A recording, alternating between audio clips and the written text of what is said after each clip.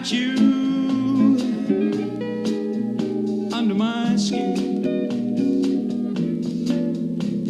I've got you deep in the heart of me. So deep in my heart. Hey, welcome back to Piece of Chaos. Thanks for listening. Well, we're halfway through the summer. And this episode is dedicated to, I was going to say dogs, but it goes beyond dogs, as you'll hear. So, in recent weeks, there's just been a lot going on with not only my pet, my dog, my boxer dog, but oddly, so many of my friends' dogs and cats. This summer's been the summer of tough things happening with people's pets. And I just think, I mean, maybe it gets talked about. I don't know about you guys, but I can't watch those Disney movies about dogs and stuff. Just too much. It's bad enough when it happens in real life. I can't watch a movie about it. There was a movie with, and you guys know, if you're a listener, that I love time travel movies, and there's a movie that came out with Dennis Quaid last year about a dog that basically lives a whole bunch of lives and keeps coming back to the same owner. I can't watch that. It's too much. But, you know, if you're thinking about getting a pet and you've never had one, especially if you have kids, I highly recommend it. But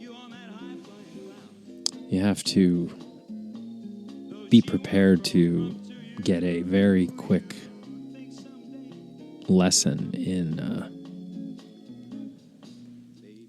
unconditional love and also the shortness of life and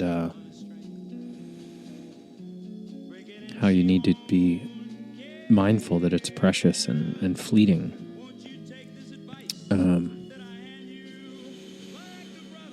I don't know. I didn't know exactly how to go about this, but I want to talk about a couple of dogs. One, my first dog, and this is kind of sets it up, right? So, when I was a little kid, my parents had a dog that they had before I was born, and that dog lived until I was 16.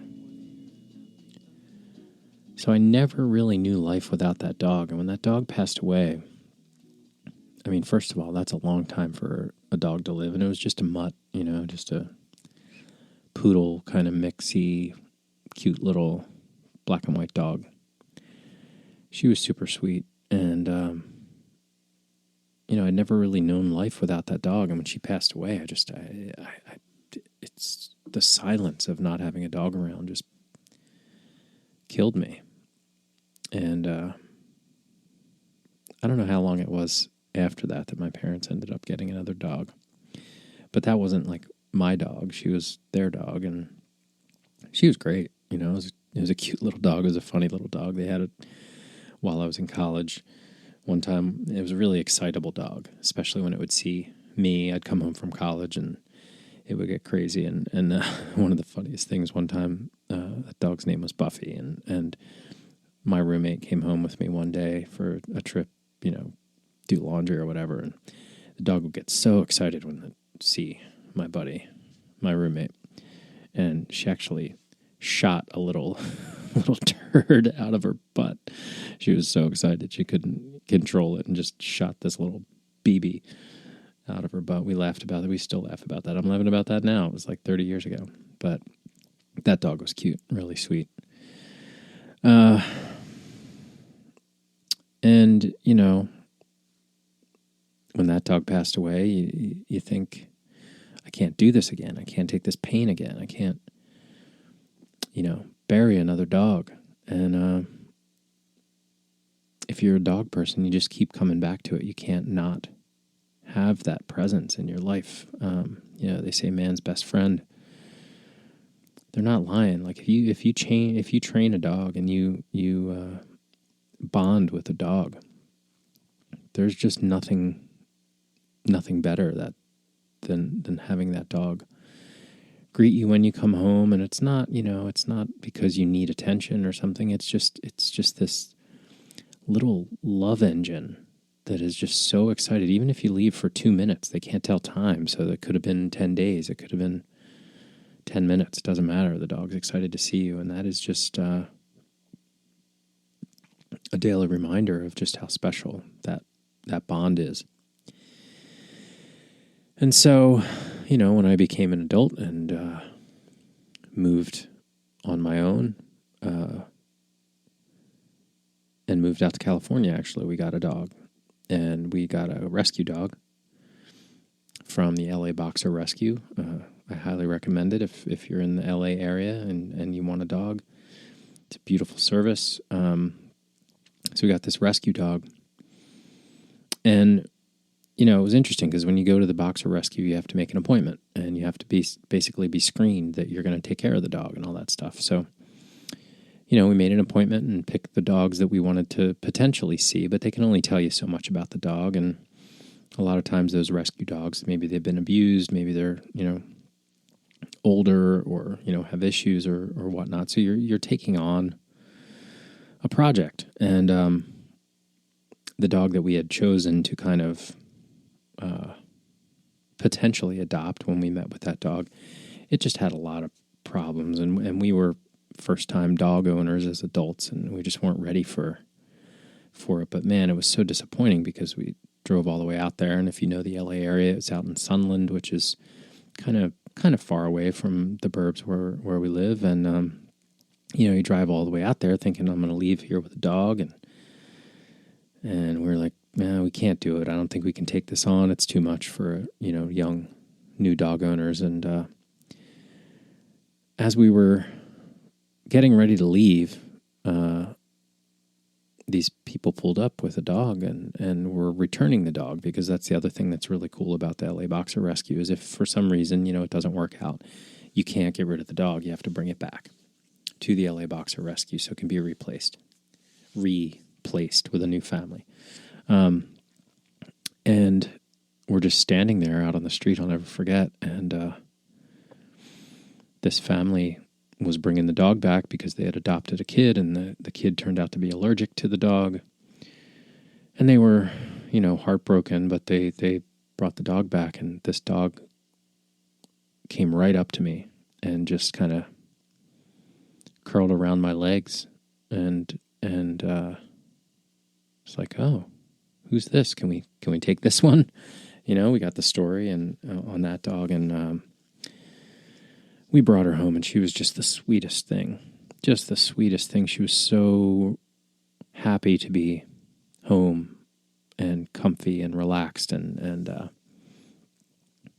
we knew that she was just going to be our dog.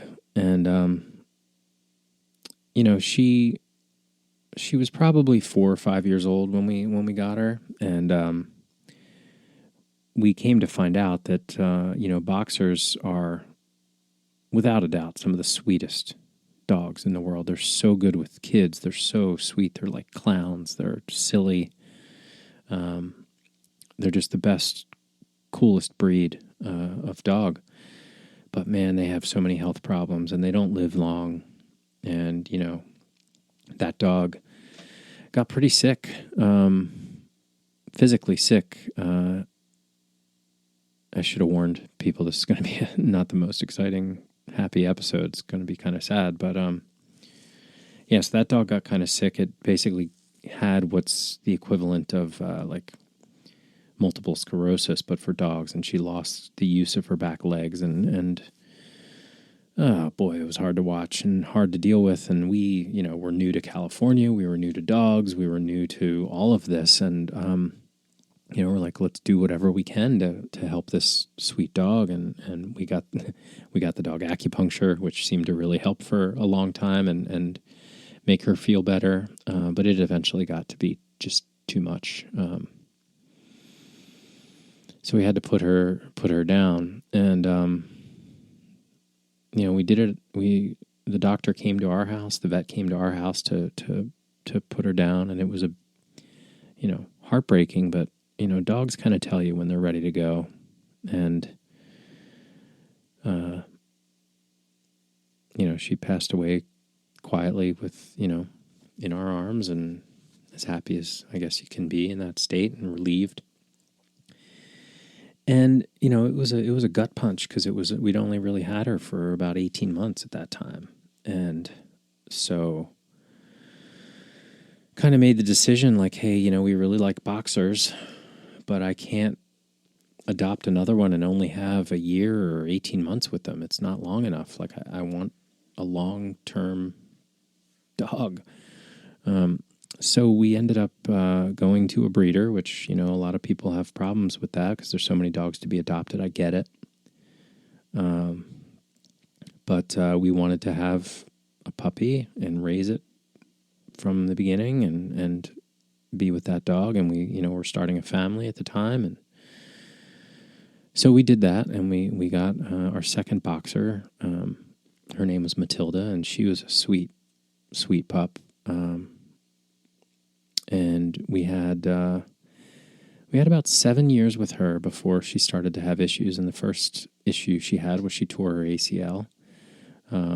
She was a super athletic dog, would, play ball for hours and hours and just run like the wind. She just loved it. And, one day she just made a bad turn and tore her ACL. And we got that fixed because, it's a structural thing. And that went really well. It was, sort of expensive, but, I would probably do that again if I had to. And she was good. The recovery was, rough and took a while. But after a month or two, she was pretty good. She was good to go. But shortly thereafter, maybe 6 months in, she developed what's called mast cell tumors. And she had cancer. And, we went to the doctors, we went to the vet, and we said, well, if there's hope, if there's something you can do, let's do it. Let's treat her. And, I think with dogs, with veterinary medicine, because the dog can't talk, there's a lot of guesswork. They do what they can, but there's a lot of guesswork. And it was extremely expensive, even with pet insurance, to have that treatment done. And at the end of the day, her last few months of life were pretty miserable, between the treatments and the operations to remove some of them. And, the medicines that she was on made her really loopy and tired, and she just wasn't herself. She was really sad. And she finally, developed, even though we did do chemo for that dog, she finally just developed these really invasive, nasty tumors and had to put her down. And that was brutal because, now we had the opposite of the first experience. Now we had a dog for 9.5 years that both my children grew up around.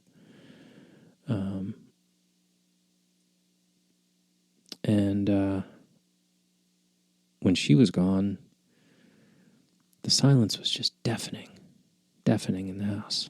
And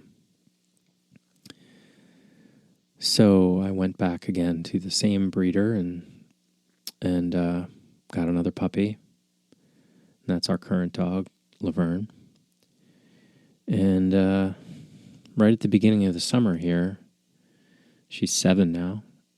And right at the beginning of the summer, I noticed this little bump on her side, and that was exactly how it started with Matilda, with the mast cell. And I was like, oh, man. Here we go again. We learned a lot from the first time going through it about what we would and wouldn't do a second time around. And as it turns out, it's not mast cell, but we don't know what it is now. And we're kind of in that period now where we're trying to figure out what's wrong with her. And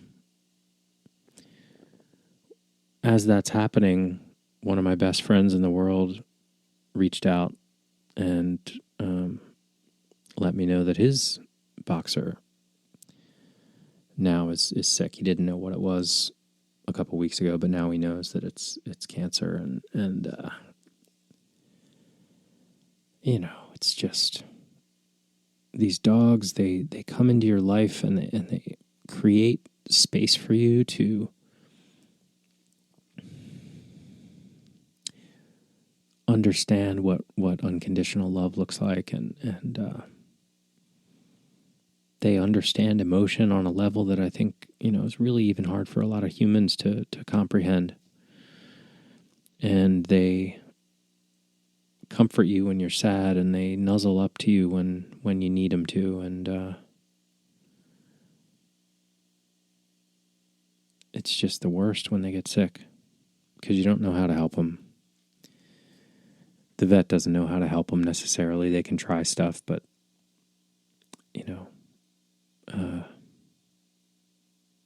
it's just the worst. And, within the last 2 or 3 weeks, my buddy's dog, Franny, is sick. My dog's sick.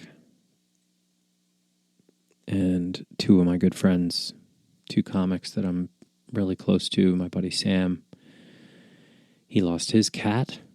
And, I think his cat, Kimbo, was a big part of his life for a long time, and a companion to him. To hear him say it kind of acted like a dog.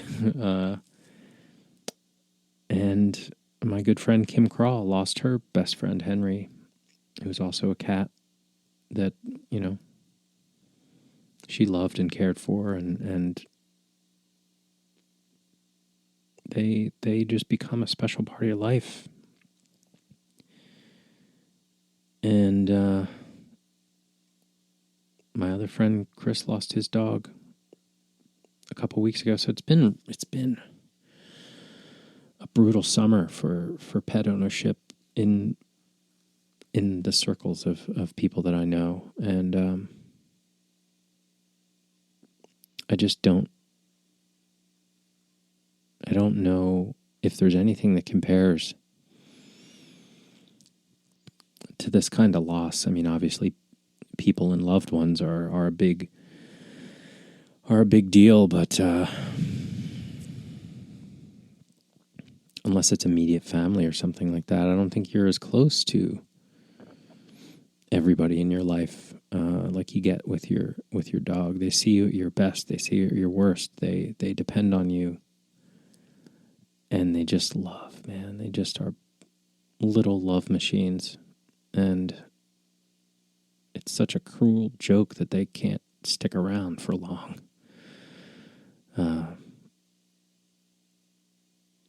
So I hate to be a downer, but I just wonder if anybody else is going through something similar. And I send all my good vibes out to you. If you are, and please send some my way and to all my friends' way that are having these issues with their pups and their kitties right now.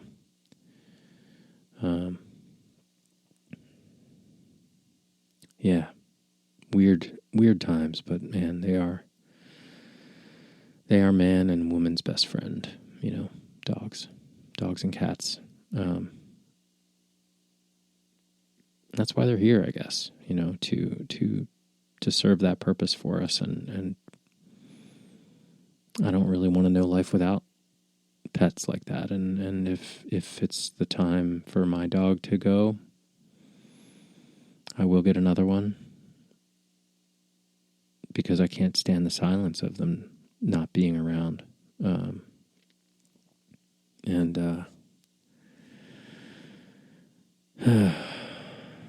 had a friend, my good friend Brian, who had a cat who ended up being, I think, 23 years old when she passed away, Rainey. That's a long time. That's a long time for a cat. And she was a very special cat. And there's no replacing that. There just is no replacing that in your life. But you got to make room for the next one. And it teaches you lessons about life and love and how to care for something outside of yourself. So if you're listening and you've never had a pet, they're going to break your heart, but they're also going to make your life better. So a tip of the La Croix to all the dogs and cats out there that are helping us get through life. And thank you for listening to Piece of Chaos. Hopefully we'll have some more uplifting messages in the next couple weeks. I do want to tell you guys about my East Coast vacation that I was on. But not today. This is all I could think about. And so thank you for listening. Be well. I'll catch you next week. Under my skin, I've got you deep in the heart of me, so deep in my heart that you're really a part of me. Yes, I've got you under my skin. So not to give in. I said to myself, this affair ain't never gonna go too well. But why should I try to resist when, baby, I know too well that I've got you under my skin. Sacrifice anything come what might for the sake of having you near, in spite of a woman.